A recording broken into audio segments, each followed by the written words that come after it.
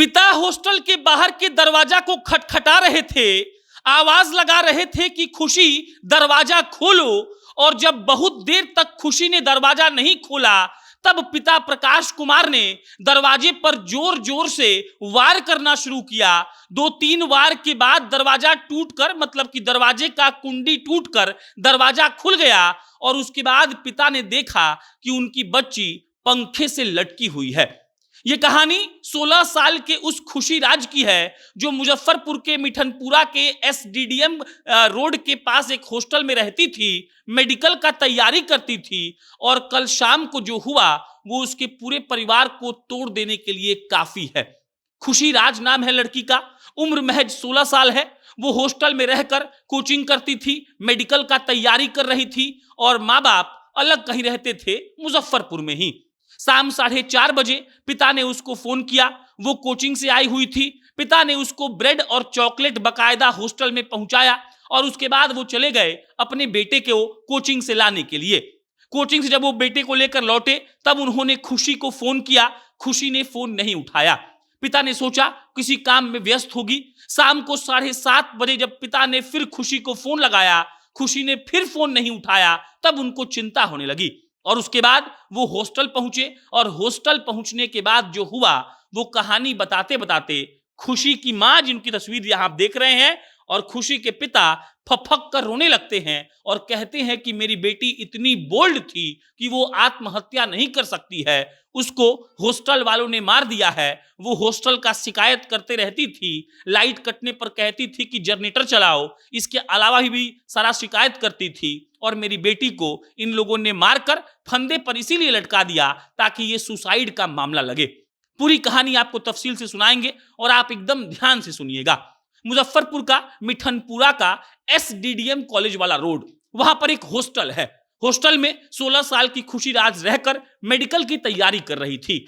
माँ बाप अलग रहते थे और माँ बाप का यह सपना था कि बेटी मेडिकल निकाल लेगी, उनका सारा दुख दर्द दूर हो जाएगा। अब कल यानी कि मंगलवार की कहानी सुनिए। मंगलवार को लमसम 4:30 बजे खुशी राज लौटती है कोचिंग से। पिता उसको कहते हैं कि ब्रेड और चॉकलेट लेकर आ रहे हैं। खुशी राज पापा के इंतजार में थी। पापा ब्रेड चॉकलेट पहुंचा दिए और चले गए। उसके बाद 5, 5:30, 6 बजे के आसपास पिता ने फिर फोन किया। खुशी ने फोन नहीं उठाया। पिताजी 7:30 बजे फिर फोन करते हैं। खुशी ने फिर भी फोन नहीं उठाया। और उसके बाद जब उनको इस बात की चिंता होने लगी कि आखिर सुबह में मुलाकात हुई, 4:30 बजे ब्रेड और चॉकलेट भी दिए और अभी 2 बार फोन करने पर उसने क्यों नहीं उठाया।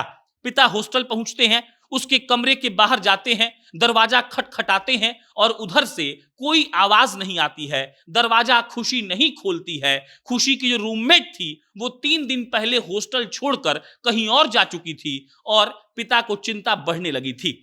जब दरवाजा बार बार खटखटाने के बाद भी खुशी ने नहीं खोला, तब पिता दरवाजा पीटने लगते हैं, जोर जोर से दरवाजे पर वार करने लगते हैं। दरवाजा का कुंडी टूटता है।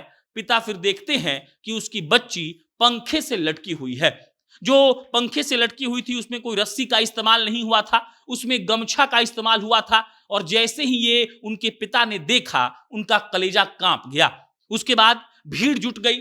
भीड़ की तस्वीर आप यहां पर देखिए। खुशी की मां आती हैं घर से और खुशी की मां सीधा इस बात का आरोप लगाती हैं कि हॉस्टल वालों ने हमारी बच्ची को मार दिया। पिता कहते हैं हमारी बच्ची इतनी बोल्ड थी कि कभी सुसाइड कर ही नहीं सकती है। और माता पिता एक साथ हॉस्टल वालों पर आरोप लगा रहे हैं कि इन्होंने ही मेरी बच्ची को मारा है। और बकायदा पिता ये कह रहे हैं कि गार्ड ने हमारी बच्ची को मार दिया। पिता का कहना है कि लड़की के अंगूठे पर घाव का निशान है। वो कह रहे हैं लड़की के गार्ड, जो हॉस्टल का गार्ड है, उसने पहले खुशी को करंट लगवाया और जब वो मर गई तब उसको ले जाकर पंखे से टांग दिया गया। पिता केस कर चुके हैं और थानेदार साहब कह रहे हैं कि हम जांच करेंगे। लेकिन 16 साल की लड़की अब वापस नहीं आएगी। अगर ये सुसाइड नहीं है और हत्या है तो सोचिए कि उन हॉस्टल वालों के साथ क्या करना चाहिए। और अगर ये सुसाइड है तो ये भी सोचने पर मजबूर करता है कि 16 साल की लड़की जो खुशी से मेडिकल का तैयारी कर रही थी, उसको क्या ऐसा दिक्कत आ गया कि उसने पंखे पर लटकना जरूरी समझा। बाकी इस पर कोई अपडेट आएगा हम आपको इत्तला करेंगे। मेरा नाम प्रशांत है। बहुत बहुत धन्यवाद।